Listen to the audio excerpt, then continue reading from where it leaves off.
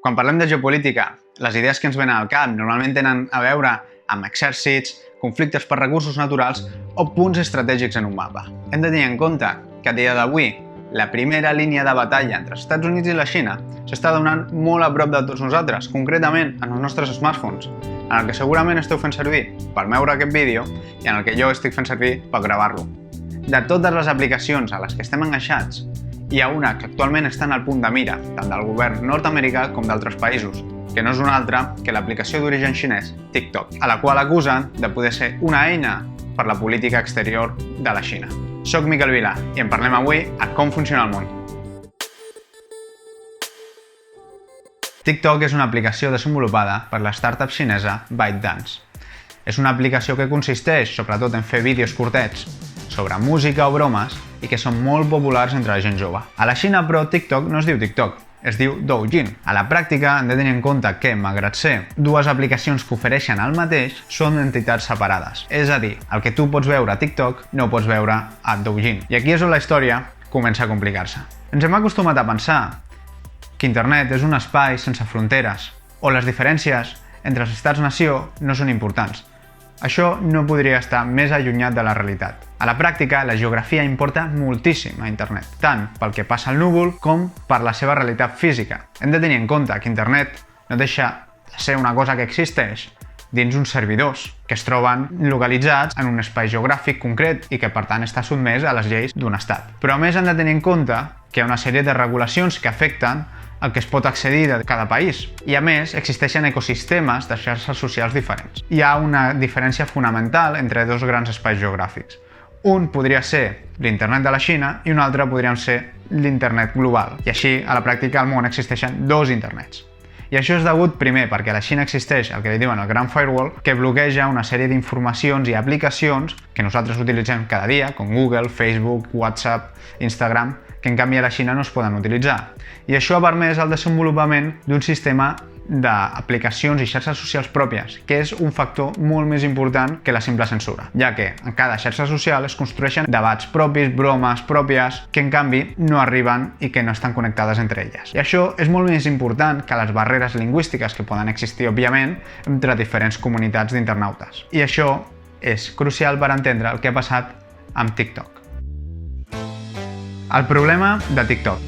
Tot i que durant molts anys aquesta diferència entre l'ecosistema d'aplicacions xinès i l'ecosistema d'aplicacions, diguem-ne, global occidental ha existit, no havia pres tanta rellevància com fins ara, quan hem vist com una aplicació creada a la Xina ha començat a tenir molt d'èxit a la resta del món, arribant a més de 2.000 milions de descàrregues. I aquest és un cas similar al que ha passat amb Huawei. Com una empresa creada a la Xina ha començat a competir amb empreses occidentals i aquí s'han començat a veure problemes. El problema en TikTok comença amb la sospita que, per ser una empresa xinesa, un no pot estar realment segur de quines proteccions de privacitat té i què passa amb les dades que està recopilant dels seus usuaris. Clar, aquí entraríem en un debat sobre si realment podem confiar què passa amb les nostres dades que són recopilades per grans corporacions com Google o Facebook que tenen de fer molta influència per sobre del govern nord-americà. Però sí que es parteix de la idea de que com aquestes empreses han desenvolupat tot el seu producte i els seus algoritmes en contextos que per llei, en principi, les dades i la privacitat hauria d'estar protegida.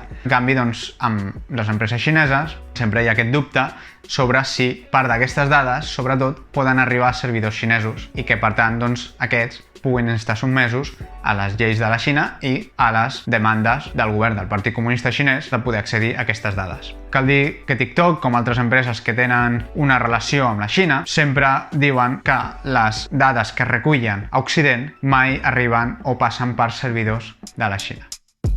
La dimensió geopolítica. Hi ha diversos governs que no estan segurs que ByteDance, sent una empresa xinesa, no pugui, al final, acabar treballant pels interessos de la Xina. Com a conseqüència del conflicte a les fronteres entre la Índia i la Xina al Ladakh, la Índia ha decidit prohibir TikTok, juntament amb una cinquantena d'altres aplicacions, on aquí hi ha un doble factor, d'una banda, perjudicar econòmicament les empreses xineses, a més, òbviament, qüestions com la protecció de dades, però d'una altra també tenir un control sobre la informació que arriba a la població de la Índia. És a dir, la gran importància d'aquests ecosistemes de xarxes socials són els debats, els hashtags que es fan populars i que es generen. Per tant, per limitar la possibilitat de que des de la Xina s'impulsin uns certs hashtags, uns certs debats que puguin influenciar la població índia, doncs la Índia ha decidit prohibir aquestes aplicacions. I estem veient com als Estats Units aquesta qüestió amb TikTok, que ja porta uns mesos posant-se sobre la taula, cada vegada s'està fent més forta. Fa molt poc, el secretari d'Estat Mike Pompeo va dir que començarien a investigar-ho. Un altre exemple d'això és el fet de que Amazon va enviar un correu electrònic als seus treballadors demanant-los que esborressin TikTok dels seus telèfons si volien seguir accedint a l'intranet de l'empresa per poder treballar des d'ells. Molt poc després, Amazon es va desdir i va enviar un altre correu dient que això havia sigut un error. Però com podem veure, TikTok cada vegada més està en el punt de mira d'aquest conflicte geopolític entre els Estats Units i la Xina. Hi ha un altre element a tenir en compte, però important, que és el fet de la possibilitat de censura a TikTok.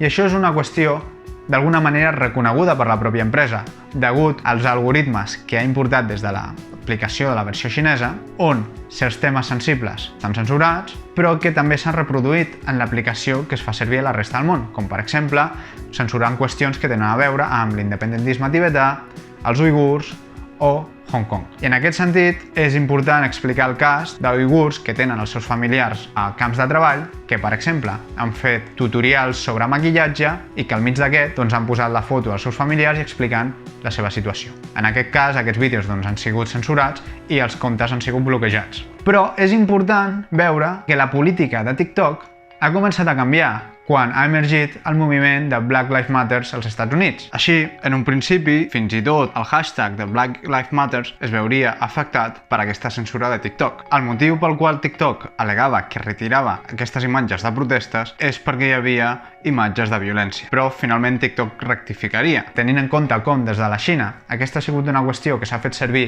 per mirar de contraposar la repressió nord-americana cap a part dels seus ciutadans a les acusacions que ha fet els Estats Units davant la situació a Hong Kong, el fet de que TikTok, justament quan això comença a emergir, canviï aquesta política i comenci a permetre vídeos de disturbis o de repressió policial, li va valer la crítica per part de les autoritats nord-americanes de que al final estava canviant la seva política en una qüestió que afectava negativament als Estats Units i no ho va fer en canvi quan això afectava negativament al govern de la Xina. Tot i que aquí hem de tenir en compte que ByteDance està intentant fer esforços per separar-se cada vegada més de la seva imatge d'empresa xinesa. Per exemple, darrerament a Hong Kong ha sigut una de les primeres empreses que ha decidit bloquejar la seva aplicació per evitar haver de donar dades al govern de Hong Kong, segons implica la nova llei de seguretat nacional. TikTok no és la primera aplicació amb la que hi ha polèmica. De fet, hem vist com recentment amb Zoom hi ha hagut polèmiques per algunes converses que han acabat passant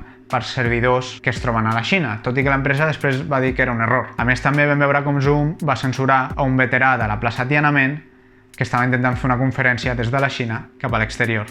Això segurament no serà el primer cas ni l'últim, tenint en compte com la Xina cada vegada està desenvolupant productes que són atractius no només pel mercat xinès, sinó que per tot el món. I aquí veiem com s'entrellacen interessos diferents, tant en empreses privades, perquè al cap i a la fi TikTok li interessa seguir podent operar al món occidental, com Facebook o Google, que segurament no els hi fa gaire gràcia haver de competir amb una empresa xinesa quan ells no poden entrar en el mercat xinès i per tant volen protegir i defensar la seva quota de mercat a Occident i a la resta del món, i a més interessos geopolítics tant del govern xinès de mirar de fer servir la seva influència per sobre les empreses a casa seva, o també aquesta incompatibilitat de vegades de les aplicacions xineses que estan dissenyades per un ecosistema on certes coses no es poden dir quan s'intenten introduir a la resta del món on existeix el concepte de que hi ha d'haver una major llibertat.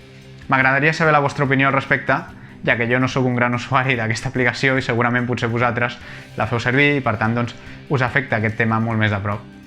Com sempre, moltíssimes gràcies a tots els que doneu suport al canal, especialment als Patreons. Us recomano que si voleu seguir donant suport al canal us passeu pel Patreon on podreu accedir a contingut extra, així com també participar del desenvolupament dels continguts del propi canal i com sempre també us demanaré que si us ha agradat el vídeo li feu like, el compartiu amb els vostres amics o deixeu un comentari. I ens veiem a la propera a Com Funciona el Món.